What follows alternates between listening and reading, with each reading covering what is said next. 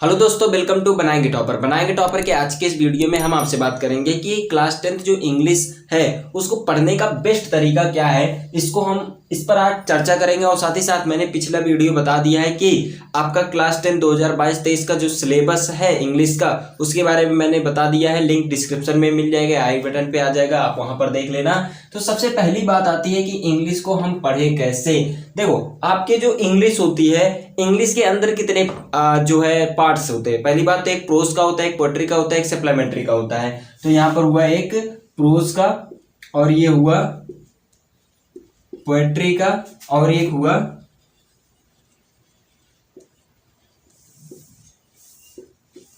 Supplementary का। तो यहाँ पर 3 पार्ट्स में आपका बटा होता है इंग्लिश का जो सिलेबस है वो। ठीक है, ये मैं सिर्फ आपका जो लिटरेचर है उसके बारे में बता रहा हूँ, ग्रामर सेक्शन के बारे में अभी बात नहीं हो रही है। ये सिर्फ आपके 35 नंबर की बात हो रही है कि 35 नंबर आप कैसे, जैसे 70 नंबर का आपका होता है, 35 नंबर आपका आता है लिटरेचर से और 35 नंबर आपका आता है ग्रामर से। तो यहाँ पर 35 नंबर की ही बात हो रही है। तो सबसे पहले बात करते हैं कि आपको जो है पढ़ना कैसे चाहिए। सबसे पहली बात यहाँ पर आती है कि आपको पढ़ने की उतनी ज्यादा आवश्यकता इसमें नहीं होती है। यहाँ पर आपको जो भी चैप्टर्स दिए गए होते हैं, मान लो फर्स्ट चैप्टर आपने पकड़ा और आप पढ़ते चले गए, आपको उसको रटने की और उसको ज्यादा समझने की जरूरत नहीं है। अगर आप कहानी के थ्रू आप स्टोरी, जो इसमें स्टोरीज दी होती हैं, उसकी स्टोरी आप केवल समझ लो अच्छे तरीके से। उसके अंदर जितने भी थोड़े बहुत वर्ड्स होते हैं उनका बढ़िया से आप याद कर लो। जो भी डिफिकल्ट वर्ड हो गए, थोड़े बहुत जो इंटरेस्टिंग वर्ड होते हैं, थोड़े बहुत अगर आपको लगे कि हाँ ये शब्द में अगर जो आंसर में लिखूंगा अगर उसमें लगा दूं तो अच्छा लगने लगेगा मेरा जो आंसर है। तो इस तरीके के जो वर्ड्स है उसको आपको याद करना है, बस कुछ भी नहीं करना है इंग्लिश के अंदर। ठीक है, कि आप क्या कर रहे हो, आप बढ़िया से रटना बैठ गए कि रटो कि जो है ये इंग्लिश है, इंग्लिश में जो है आपको दे दिया गया है सारी चीजें और आप क्या कर रहे हो, एक लाइन से पढ़ते चले जा रहे हो, पढ़ते चले जा रहे हो। उसका अर्थ आपका दिया हुआ होता है लेकिन आप उस अर्थ के ऊपर नहीं ध्यान देते हो, आप सिर्फ अर्थ पर ध्यान दो। सिर्फ जितना पहले तो अर्थ पढ़ो जो आपकी कहानी है। बेस्ट तरीका बता रहा हूं, सबसे पहले आपको अर्थ पढ़ना है, जो भी अर्थ दिया गया होगा। उसके बाद आपको जो भी ऊपर दी गई होगी कहानी का जो इंग्लिश वर्जन ऊपर दिया गया होगा आपको तब उसको पढ़ना है। फिर इसमें जो भी आपको डिफिकल्ट वर्ड लगे उन सारे डिफिकल्ट वर्ड्स को आपको निकाल करके या आप ऐसे अंडरलाइन करके आप रख सकते हो। साथ ही साथ उसको याद भी कर लेना, उसका सारी चीजें मीनिंग तक याद करके रखना, जिससे आंसर लिखने में कोई दिक्कत ना हो। आंसर लिखने में क्या दिक्कत होती है आपको, अगर आप जानते हो, टेंस जानते हो, डायरेक्ट इनडायरेक्ट जानते हो, तो आपकी जो आंसर राइटिंग है वो कोई दिक्कत उसमें नहीं आती है। तो आप अगर इस तरीके से याद रखोगे तो आंसर लिखने में आपको कोई दिक्कत नहीं आएगी। तुरंत आप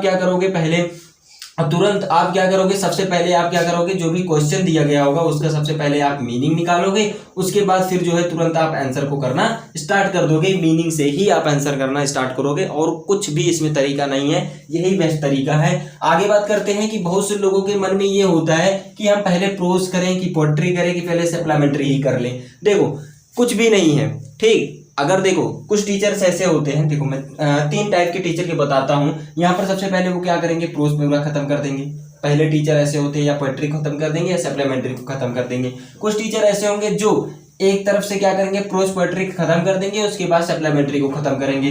कुछ टीचर ऐसे होते हैं जो प्रोज पोएट्री और सप्लीमेंट्री तीनों को साथ साथ लेकर चलते हैं। एक चैप्टर इसका पढ़ाएंगे, एक चैप्टर इसका पढ़ाएंगे, एक चैप्टर इसका पढ़ाएंगे। तो इस तरीके से वो टीचर क्या होते हैं, आगे बढ़ते हैं। लेकिन अगर रही बात, हम बात करें यहाँ पर आपको किस तरीके से पढ़नी चाहिए, मैं आपको बता दूं। अगर आपके टीचर आपको इस तरीके से पढ़ा रहे हैं कि ये आप पहला चैप्टर इसमें से पढ़ लिए, फिर पोएट्री का एक चैप्टर आपने सप्लीमेंट्री का चैप्टर पढ़ लिया, तो इस तरीके से आप पढ़ते हो तो आपका बहुत ही अच्छा होता है। और इस तरीके से आप पढ़ोगे, नहीं तो ये वाला खत्म हो जाएगा। इसमें अगर 4 नंबर का इसमें से 8 नंबर का आता है तो यही आपको तैयार रहेगा, ये चीजें नहीं तैयार रहेंगी। हो सकता है मान लो जो चीजें आपने पढ़ी हुई है वहीं से ही क्वेश्चन आ जाए। जो भी आपने पहला चैप्टर पढ़ा है मान लो पहले चैप्टर से आ जाए, इसमें से पढ़ा है इसमें से ही आ जाए। इसीलिए पहले इसको मत खत्म करो, पूरी तरीके से मत खत्म करो।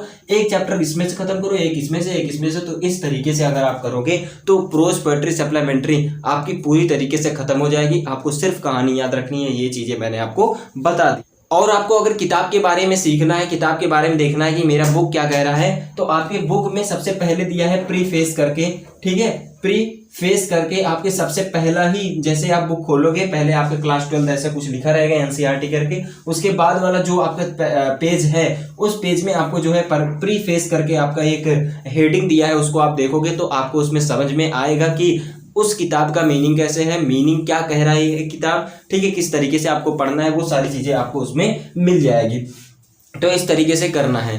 अब रही बात कि सर मुझे भैया मुझे समझ में नहीं आता है कि क्या कैसे मैं इंग्लिश को पढ़ ही नहीं पाता हूँ, मुझे समझ में ही नहीं आता, जो टीचर कहते हैं वो मैं करता ही नहीं हूँ। सबसे पहले मैं यहाँ पर अपनी बात कर देता हूँ, तो मैं यार कुछ करता ही नहीं था, सच बात बताऊँ मैं कुछ करता ही नहीं था, सिर्फ यही चीज़ करता था और कुछ न करने से मेरे 90% आ गए। कैसे आया? सिर्फ मैं आधे घंटे रोज पढ़ाई करता था, रेगुलर क्या करता था, देखो जितने भी प्रोज पोएट्री सप्लीमेंट्री की बात कर रहा हूँ, ग्रामर सेक्शन की नहीं। देखो सबसे पहले मैं क्या करता था कि जो भी टीचर के द्वारा बताई गई चीजें होती थी, ठीक है, जो भी वो बताने वाले हैं सबसे पहले मैं उसको पढ़ लेता था, ठीक। फिर जो वो बताते थे उसको बढ़िया से एब्जॉर्ब करता था, चीजों को समझता था।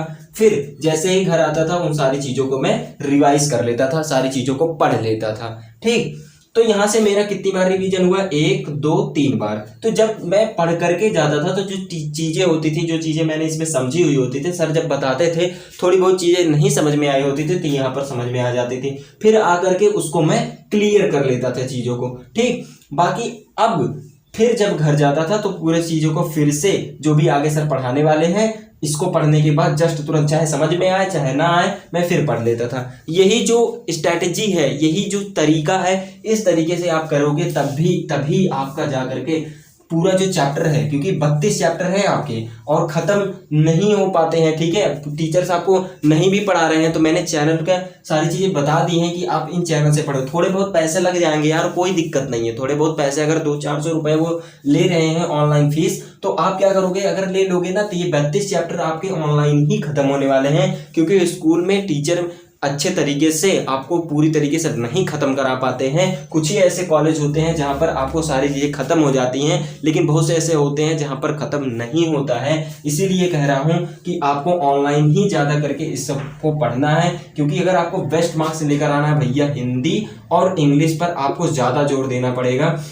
अगर आप इन सभी दोनों चैप्टर पर जोर देते हो तो आपके शायद यही थोड़े बहुत होते हैं जहां पर ऑब्जेक्टिव्स आते हैं, कुछ ऐसी चीजें आ जाएंगी जैसे अनसीन पैसेज करके आता है, तो इसीलिए इस पर ज्यादा ध्यान दो आप, ठीक। इंग्लिश और हिंदी पर, और साथ ही साथ 2 चीजें और बचती है, मैथ और साइंस, वो चीजें तो आपके लिए है ही, उसको आपको ध्यान ही देना है। लेकिन अगर आपको बेस्ट परसेंटेज आपको बनाना है तो मैं कहता हूं कि आपको हिंदी और इंग्लिश पर भी ज्यादा ध्यान देना चाहिए, क्योंकि जो बच्चे होते हैं वो मैथ और साइंस पर ज्यादा ध्यान देने लगते हैं और हिंदी और इंग्लिश भूल जाते हैं, और यही कारण है कि उनका अच्छा मार्क्स जो परसेंटेज है वो वीक हो जाता है। मैं तो यही कहूंगा कि आपको हिंदी और इंग्लिश पर भी अभी से ही ध्यान देना चाहिए। जितना टाइम आप इंग्लिश और साइंस मैथ और साइंस पर देते हो उतना ही टाइम आपको जो है हिंदी और इंग्लिश पर भी देना है। मुझे लगता है कि सारी चीजें आपको समझ में आ चुकी हैं, जो भी मैंने यहाँ पर बताने का प्रयास किया है, कि जो भी आपके डाउट्स थे शायद मैंने क्लियर करने का प्रयास किया है, कि आपको प्रोज पहले करना चाहिए, पोएट्री या सप्लीमेंट्री, ये सब चीजों के बारे में डाउट किया है,